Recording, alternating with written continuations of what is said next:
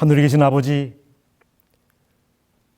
저희들 일주일 동안 세상에 살다가 하나님의 이름을 찬송하러 왔습니다. 모인 중에 계셔서 영광 나타내 주시옵소서. 하늘에서 주와 함께 영원히 쉴 때까지 이 날을 지키게 하시고, 특별히 말씀을 통하여 세상이 줄 수 없는 평안, 세상이 알지 못하는 안식을 누리게 하여 주시옵소서. 예수님의 이름으로 기원합니다. 아멘. 교동문 847장 가정. 자식들은 여호와의 기업이요 태의 열매는 그의 상급이로다. 젊은 자의 자식은 장사의 수중의 화살 같으니 이것이 그의 화살통에 가득한 자는 복되도다. 그들이 성문에서 그들의 원수와 담판할 때에 수치를 당하지 아니하리로다. 여호와를 경외하며 그의 길을 걷는 자마다 복이 있도다. 내가 내 손이 수고한 대로 먹을 것이라. 내가 복되고 형통하리로다.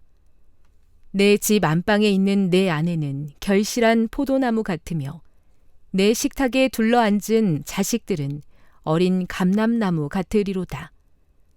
여호와를 경외하는 자는 이같이 복을 얻으리로다.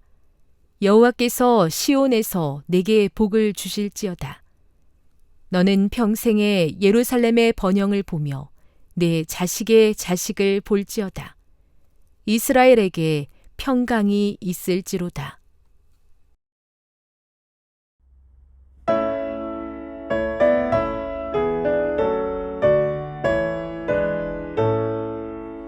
시온의 영광이 빛나는 아침, 어둡던 이 땅이 밝아오네. 슬픔과 애통이 기쁨이 되니 시온의 영광이 비춰오네. 시온의 영광이 빛나는 아침, 매였던 종들이 돌아오네. 옛날의 선지자 예언한 대로 만민이 다 같이 영광 보네. 보아라, 광야에 화초가 피고 말랐던 시냇물 흘러오네. 이 산과 저 산이 마주쳐 울려 주의 순종을 찬송하네. 땅들아, 바다야, 많은 섬들아, 찬양을 주님께 드리어라. 싸움과 죄악이 넘치던 땅에 찬송이 하늘에 사무치네.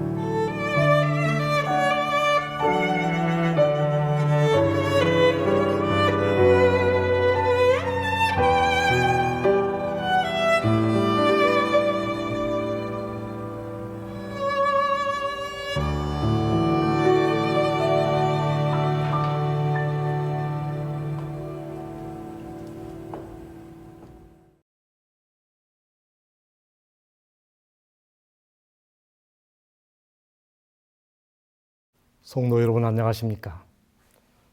저는 요한식일 사무엘상 2장을 중심으로 이 땅의 모든 아버지들에게 라는 제목으로 말씀을 드리려고 합니다.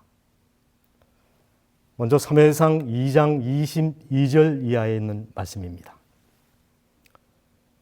엘리가 매우 늙었더니 그 아들들이 온 이스라엘에게 행한 모든 일과 해망문에서 수동 주는 여인과 동침함을 듣고 그들에게 이르되 너희가 어찌하여 이런 일을 하였느냐?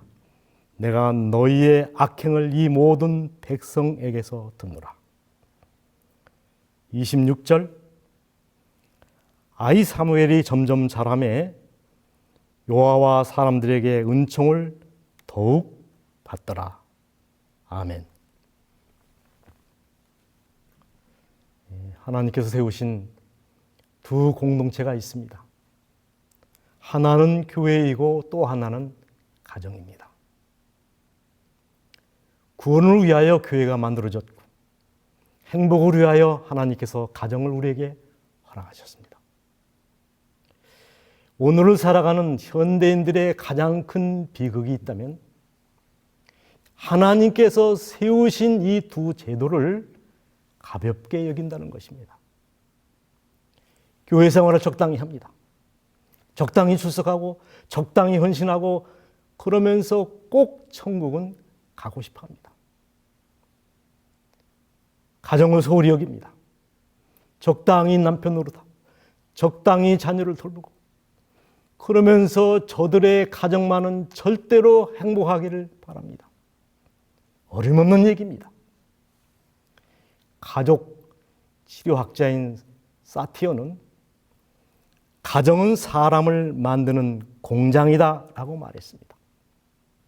그래서 사단은 교회를 공격하고 신앙을 공격하기 전에 그 사람의 가정을 먼저 공격합니다. 가정이 깨어지면 신앙도 깨어지고 행복도 인생도 망가진다는 사실을 너무나 잘 알고 있기 때문에 그렇습니다. 저는 한 젊은이를 알고 있습니다. 그의 어머니는 팔자가 사나워서 3번씩이나 이혼한 경력을 가진 여자였습니다. 첫 번째 남자는 자신의 마음에 들지 않는다고 두들겨 패서 내어 쫓아버렸고 두 번째 남편에게는 되려 죽도록 얻어맞다가 자신이 이혼을 당합니다. 이런 잿빛 환경에서 자란 탓인지 13살 때 그를 상담한 의사는 사랑이라는 단어를 전혀 모르는 감정이 박제된 아이라고 진단했습니다. 그는 늘 혼자만의 울타리 속에 갇혀 걸핏하면 친구들과 싸웠고 IQ는 낮지 않았으나 고등학교를 낙제합니다. 일찍 해병대를 자원 입대했으나 상권을 구타한 죄로 불명예 제대를 당합니다. 큰 재능도 없었고 남들이 다 가진 운전면허증조차도 따지 못한 그런 우인이었습니다. 되는 일도 없었고 하는 일마다 파산합니다. 한 여자를 만나 천신만고 끝에 결혼을 했지만 그녀는 사생아인데다가 이미 출산의 경험을 가진 사나운 여인이었습니다. 그녀와의 결혼 생활은 행복하기는커녕 하루하루가 지긋지긋하고 공포스러웠습니다. 남편이 마음에 들지 않으면 개패듯 두들겨 팼고 그래도 분이 안 풀리면 목욕탕에 감금하기가 일쑤였습니다. 사람들 앞에서 남편의 성적 무능력을 공격하기도 했으며 아예 한 달 용돈으로 75센트를 남편에게 주었습니다. 그는 그녀 앞에서 설설기고 고분고분해야 그나마 살 수가 있었고 그런 그에게 어느 날 갑자기 이상한 용기가 생겼습니다. 그는 마치 정신 나간 사람처럼 얼마 전에 구한 자신의 직장 서적 창고 6층으로 뛰어 올라가 미리 준비해 놓은 총으로 지나가는 일단의 검은 소형차를 향하여 무차별 총을 난사합니다. 때는 1963년 11월 22일 오후 점심시간이 살짝 지난 그 시간 잠시 후 미국은, 아니 온 세계는 충격에 빠졌고 신문과 방송들은 앞을 다투어 긴급한 뉴스를 타전했습니다. 존 F. 케네디의 사망. 그 젊은이의 분노의 총에 미국의 희망이요 기대주였던 대통령 케네디가 암살된 것입니다. 이 젊은이의 이름은 리 하비 오스왈드. 그의 나이 불과 24살이었습니다. 그는 어려서부터 이미 자아를 상실한 사람이었고 모질게 보름을 받았다고, 아무도 자기를 사랑해 주지 않는다고 굳게 믿고 있는 그런 사람이었습니다. 결국 그의 소외감과 열등감이 미국의 희망을 죽인 것입니다. 그러나 여러분, 그가 아무리 미국의 희망을 죽인 역사의 죄인이었다 할지라도 그의 부드러운 삶과 헝클어진 운명의 실타래를 풀어줄 보통스러운 친구가 한 명만이라도 그 곁에 있었더라면, 아니 그의 상처난 가슴을 싸매줄 평범한 가정이 그에게 있었던들 절대로 그런 비극의 주인공은 되지 않았을 것입니다.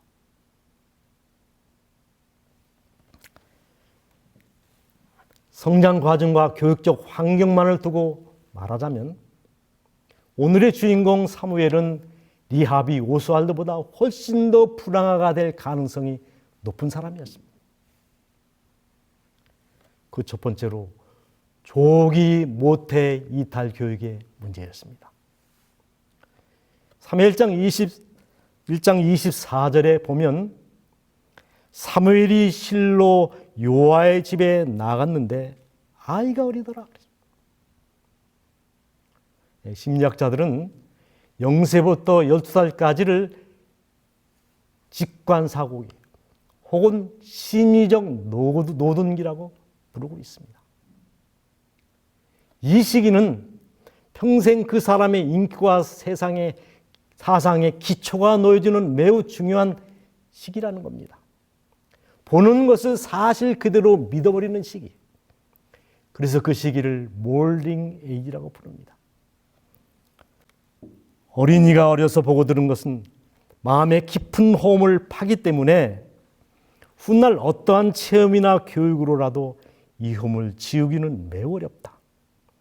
엄격한 훈련으로 고칠 수는 있으나 그 자극을 지우는 것은 거의 불가능하다라고 말씀하셨습니다. 그런데 사무엘은 젖을 떼자마자 부모의 곁을 떠나 제사장 엘리에게 맡겨집니다. 극단적 조기 모텔 교육입니다. 이런 교육이 성공한 여는 거의 없다는 것입니다. 두 번째입니다. 그를 맡아 교육할 엘리는 이미 자녀 교육에 실패한 아버지였습니다. 부자 선지자에 있는 말씀을 제가 한 말씀도 첨삭하지 않냐고 그대로 소개하고자 합니다. 그는 자녀 교육을 아주 사소한 일처럼 생각했다. 엘리는 자녀들의 악한 습관과 정욕을 시정하는데 자기의 권위를 사용하지 않았다. 자녀를 나무라거나 배려하기보다는 그들의 뜻에 복종했다. 아버지로서의 의무를 회피, 저희들끼리 하고 싶은 대로 하도록 허락했다. 의무를 교육하는 일에 등한, 자녀들로 자신을 지배하도록 허락함으로 자녀의 신하가 되었다. 저들은 벌받기에 너무 어리다. 저희가 커서 사리를 판단할 수 있을 때까지 기다리자. 장차 그들이 크면 그들의 악한 성벽을 스스로 버릴 것이라고 혼자 믿었다 그랬습니다. 이 엘리는 신분적으로 가장 높은 지위에 있었으나 교육적인 면에서는 거의 무지하고 무관심하고 실패한 아버지였습니다. 여러분, 이렇게 잘못된 교육관을 가진 엘리에게 어린 사무엘을 맡긴다고 하는 것은 어찌 보면 무모하고 위험천만한 일같이 보입니다. 그리고 세 번째입니다. 사무엘상 2장 12절에 보면 엘리의 아들들은 불황자라 여호와를 알지 아니하더라. 여러분 아시는 것처럼 교육에 있어서는 환경이 무엇보다도 중요합니다. 맹모 삼천지교라는 말이 그래서 생기는 것이지요. 어린 사무엘과 운명적으로 같이 살아야 할 형들 흠니와 비느하스가 이런 모양이었습니다. 심지어 회막문의 시종들은 여인들을 유혹하여 잠자리를 같이 하는 등 이미 도덕적으로 무너진 페르네 아들이었습니다. 흠니와 비느하스의 부패한 행위에 분개한 많은 백성들은 지정된 장소로 올라가는 것을 그쳤다. 함께 살아야 할 형들이 이 모양이었으니 사무엘이 무엇을 보고 배웠난 말입니까?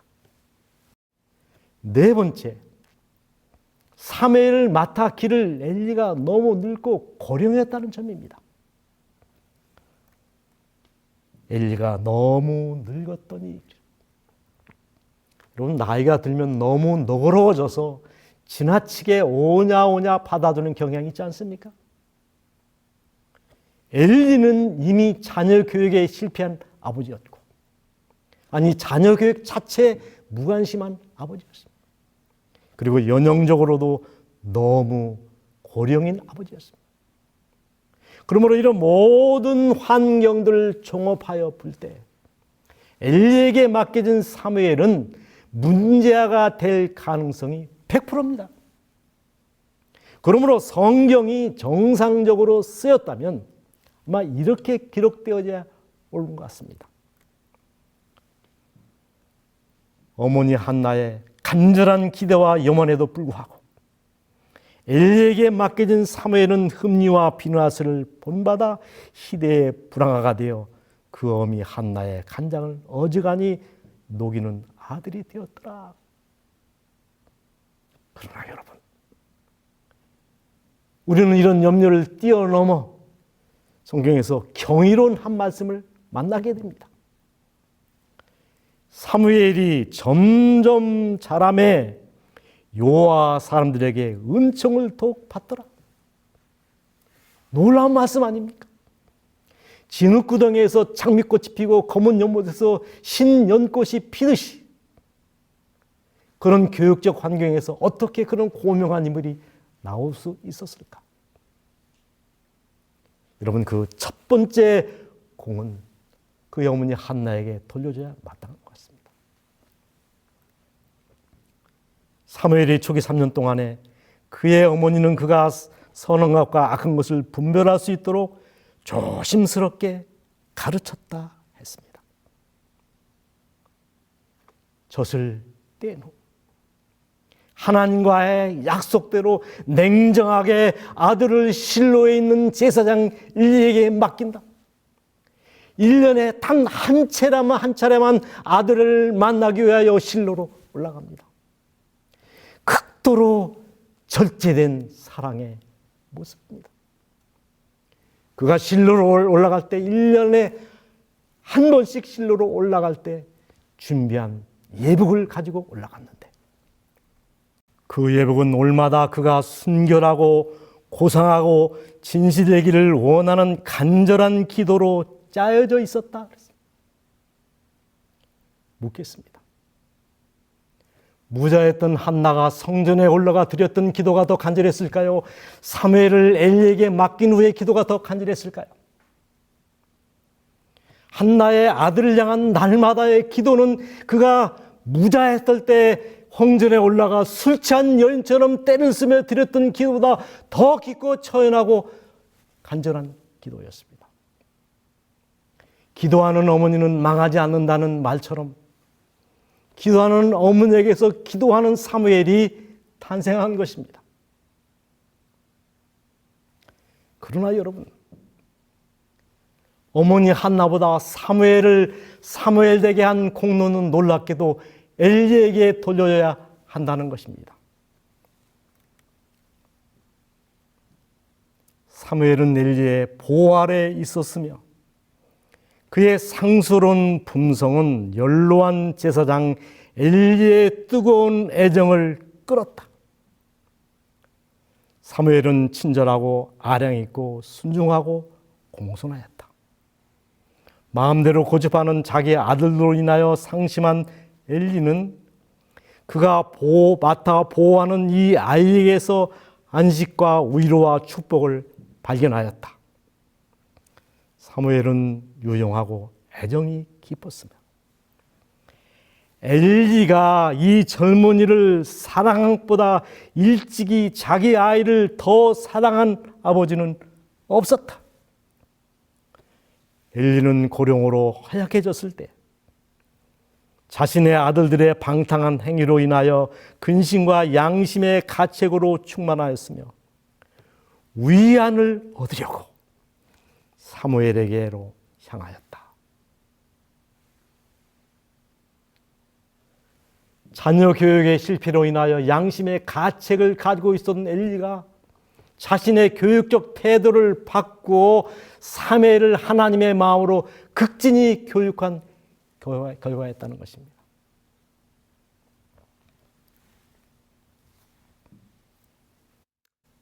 제가 신학을 하다가 이런적인 개인적인 이유로 휴학을 하게 되었습니다. 그와 간에 충청도에 있는 어느 시골교회를 섬기게 되었는데 시골은 동네가 좁기 때문에 관계가 특별히 중요합니다. 그래서 이 기관의 유지들을 찾아 인사드리는 것을 가장 먼저 하게 됩니다. 먼저 면장님을 만나고 또 지서장, 조합장님, 우체국장 이런 분들을 찾아뵙고 특별히 마지막으로 농촌지도소 소장님을 만나게 됩니다. 시골에서는 농업기술을 지도하는 소장님의 위상이 대단합니다. 인사를 드리러 갔더니 반가이 맞아주시면서 저에게 시골에 왔으니 시골스럽게 한번 살아보라고 하시면서 벌을 키워보시죠. 내가 모든 기술은 제공해 드리리다. 제가 사실 이해도 하지 않았는데 어느 날 아침 오토바이에 벌 두 통을 소장님이 싣고 오셨습니다. 그래서 졸지에 제가 벌 아버지가 되었습니다. 마침 이 교회 주변에 아카시아 나무가 울타리를 치고 있었는데 이 아카시아 나무가 보배인 줄을 그때 알았습니다. 벌들이 얼마나 열심히 일을 하는지 밤에도 잠을 안 자더라고요. 왱왱왱 알고 보니 수분을 말리는 작업을 하느라고. 급기야 2달 만에 꿀을 뜨는 기쁨을 맛보았습니다. 여러분 세상에 참 기쁜 일이 많이 있지만은 꿀 따는 재미, 밤 늦는 재미가 제일인 것 같습니다. 제가 벌 2통에서 여러 병의 꿀을 땄습니다. 꿀을 병에다 담았는데 다 담고 보니 벌 한 마리가 그 꿀통에 빠져 있더라고요. 죽은 줄 알고 제가 빨다가 그만 입술을 쏘게 되는데 여러분 뺑덕 어머니 입술이 12대접이라는 말이 나오는데 입술뿐만 아니라 제가 온 얼굴이 부어서 그 안식일날 설교를 하지 못했습니다. 제가 이 벌을 키우면서 배운 놀라운 자연의 여러 교훈들이 있습니다. 벌이 1g의 꿀을 모으기 위하여 8,000송의 꽃을 찾아간다는 겁니다. 1kg의 꿀을 얻기 위해서 56,000송의 꽃과 지구 한 바퀴인 40만 킬로를 비행한 결과가 꿀 1kg이라는 것입니다. 이 벌을 키우면서 크게 깨달은 섭성의 원리가 하나 또 있습니다. 여왕벌이 똑같은 알을 낳는데 그 알에 꿀과 화분을 먹이면은 일벌과 수풀이 돼요. 똑같은 알인데 그 알에다가 로얄 젤리를 먹이면은 여왕벌이 된다는 놀라운 섭리입니다. 신비롭지 않습니까?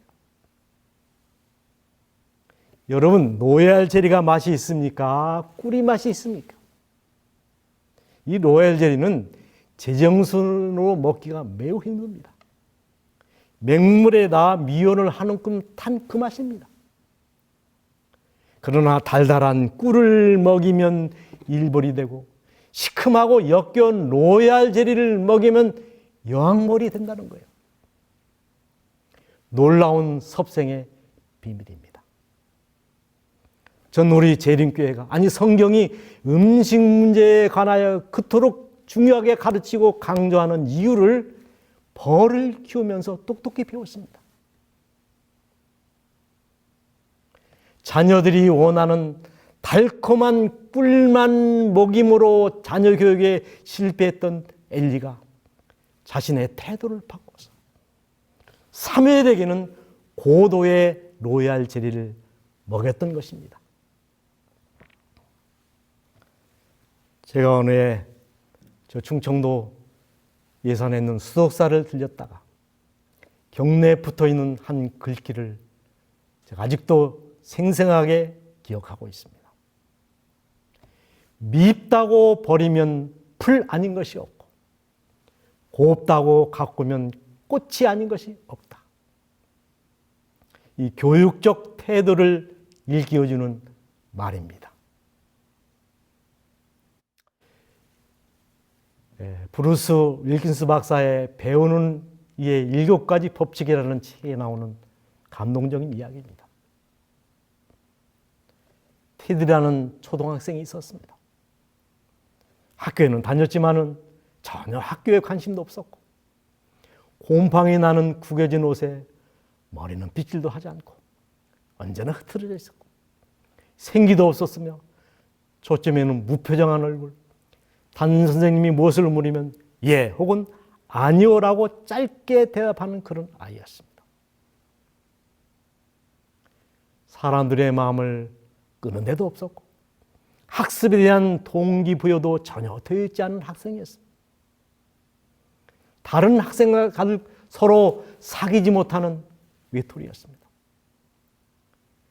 이 담임 선생인 탐 선생님이 모든 학생을 다 사랑한다고 말했지만 그 아이에게는 사랑을 하지 않았습니다. 1학년 생활기록부, 학습과 태도에 장래성이 있지만 가정 환경이 좋지 않음. 2학년 생활기록부입니다. 공부를 잘할 수 있는데 모친이 중환으로 누워 있음.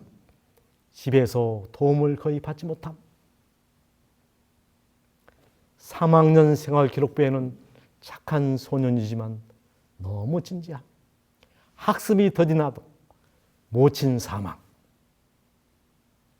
4학년 기록부입니다. 이해가 매우 더디지만 행동 예절이 바를 그에 붙이는 관심이 전혀 없음이라고 쓰여 있었습니다. 어머니가 세상을 떠나고 아버지 홀로 전혀 돌봄을 받지 못하고 있는 어려운 아이였습니다. 어느 크리스마스 날이 되었습니다. 학생들이 선생님에게 각자 선물을 가지고 왔습니다. 그 여러 선물 중에는 테디의 것도 있었습니다. 알이 절반이나 빠진 야한 모조 다이아몬드 바지와 값싼 향수병이었습니다. 학생들은 테디의 선물을 보면서 킬킬거리고 웃기 시작했습니다. 선생님은 억지로라도 좋아하는 척 해야 했습니다. 탐스 선생은 테디의 선물을 받고 곧바로 팔찌를 목에 끼고 향수를 조금 자신의 몸에 뿌렸습니다. 선생님은 다른 아이들에게 보라는 듯 두 손목을 올려 보이며 이 향기 참 좋지. 그리고 학생들에게 향기를 맡아보라고 했습니다. 학생들이 집으로 돌아간 후 왠지인지 테디는 교실에 혼자 남아 머뭇거리고 있었습니다. 수줍게 선생님 앞으로 다가오더니 선생님, 제 선물을 받아주셔서 너무나 고맙고 감사해요. 그리고 기뻐요. 선생님에게서 우리 엄마의 똑같은 향기가 나요. 그리고 어머니의 팔찌는 선생님 손목에서도 정말 아름다워 보여요. 테디가 그 말을 남기고 돌아간 후 탐슨 선생은 무릎을 꿇고 하나님께 자신을 용서해 달라고 회개의 기도를 드렸습니다. 학생을 온전히 사랑하지 못한 죄, 학생을 차별한 죄를 솔직히 고백하며 눈물을 흘렸습니다. 그리고 모든 학생들을 차별 없이 사랑할 수 있는 교사가 되게 해달라고 간절한 마음으로 기도했습니다. 다음 날 학생들이 학교로 왔을 때 그들은 전혀 새로운 선생님을 만나게 되었습니다. 탐슨 선생은 이전과는 전혀 다른 선생님이 되어 있었습니다. 그는 단순한 교사가 아니었습니다. 하나님의 대리자여 교사가 된 것입니다. 그녀는 학생들을 진심으로 사랑하기 시작했고 온 마음을 다하여 온전히 헌신했습니다. 그는 진심으로 학생들을 도와줬고 특별히 진도가 더딘 아이들에게 더 큰 관심을 기울였고 그 중에는 테디도 있었습니다. 학년 말이 되자 특별히 테디는 특별한 탁월한 향상을 보였습니다. 그는 대부분의 학생들의 수준을 훨씬 따라잡아 심지어는 약간의 학생들을 앞질렀습니다. 졸업 후 탐슨 선생은 테디의 소식을 듣지 못했습니다. 그러던 어느 날 선생님은 테디로부터 한 통의 편지를 받습니다.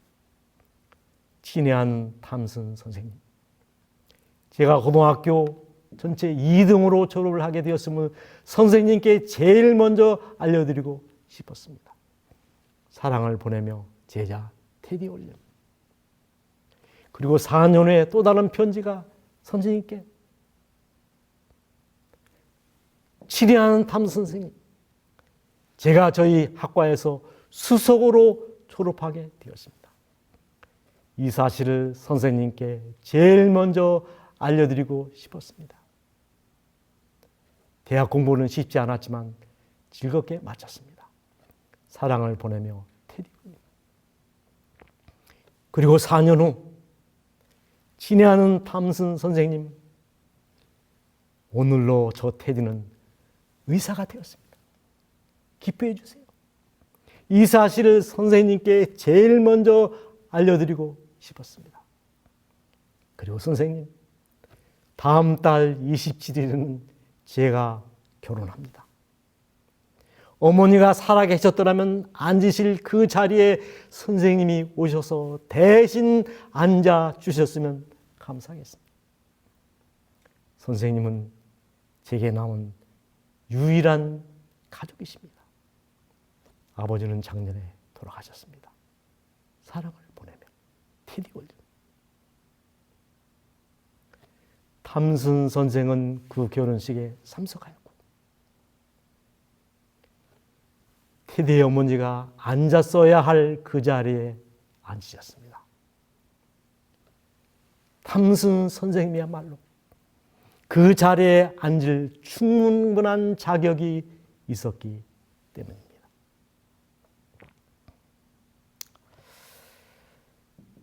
누군가 살면서 마음대로 안 되는 두 가지가 있다고 고백하는 소리를 들었습니다. 운전입니다. 그 두 번째가 자녀 교육. 맞는 말씀인 것 같습니다. 자녀의 교육처럼 어려운 것이 없는 것 같습니다. 그런데 희망은 남아 있습니다. 우리가 자녀들에게 무엇을 먹이느냐에 따라서 그의 신분이 바뀔 수 있다는 사실입니다. 꿀을 먹이면 일반 벌이 되지만 로얄 젤리를 먹이면 왕벌이 될 수 있다고 하는 섭생의 진실. 그렇다면 여러분, 지금이라도 우리가 교육적 태도를 바꿔서 우리들의 자녀들에게 그들이 원하는 꿀이 아니라 하나님이 원하시는 로얄 젤리를 먹여야 하지 않겠습니까? 우리는 태어나는 것이 아니라 만들어진다. 저는 이 말씀을 참 좋아합니다. 네, 제가 말씀을 마치면서 교사 예찬이라고 하는 한 글을 소개하면서 말씀을 마치려고 합니다. 나는 많은 돈을 벌 수 있는 상인이 아니라 교사가 된 것을 기뻐한다. 상인은 여러 가지 물건을 팔지만 나는 아이디어를 팔기 때문이다. 나는 큰 회사 사장, 화려한 사무실에서 일하는 비서가 아니라 교사가 된 것을 기뻐한다. 비서는 컴퓨터의 자판을 두드리지만 나는 학생들의 삶을 두드린다. 나는 디자이너가 아니라 교사가 된 것을 기뻐한다.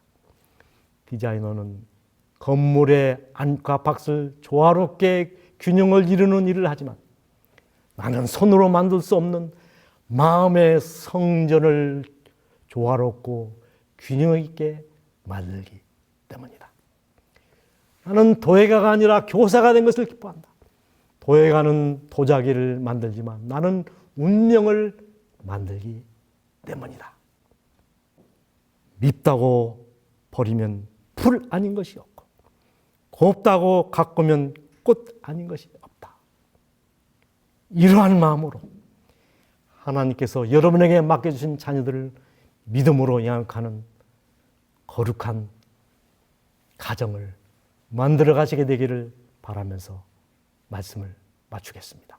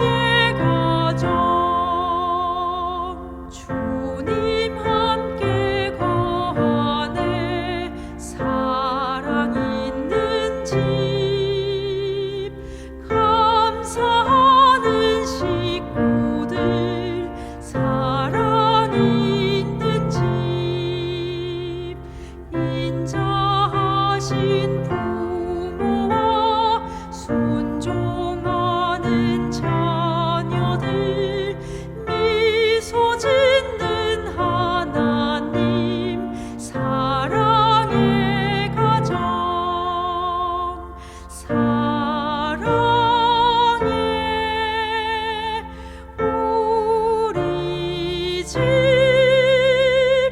영원토록 행복한 사랑의 가정.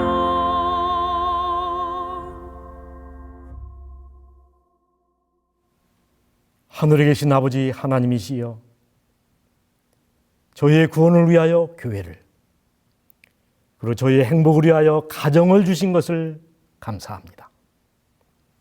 하오나 저에게는 가정을 지키고 자녀를 가르치고 교육할 근본적인 힘이 없사오니 이 일을 잘 감당할 수 있는 믿음과 지혜를 허락하여 주시옵소서. 교육의 투자가 가장 큰 이윤을 남기고 교육사업은 구석사업이라고 말씀하셨사오니 지금부터라도 우리의 자녀들을 주의 교훈과 훈계로 기르고 영역하게 하셔서 부모로서의 소명, 사명을 온전히 이룰 수 있는 지혜로운 부모들이 다 되게 하여 주시옵소서. 교회와 가정의 창시자이신 예수 그리스도의 이름으로 간절히 기도하옵나이다. 아멘.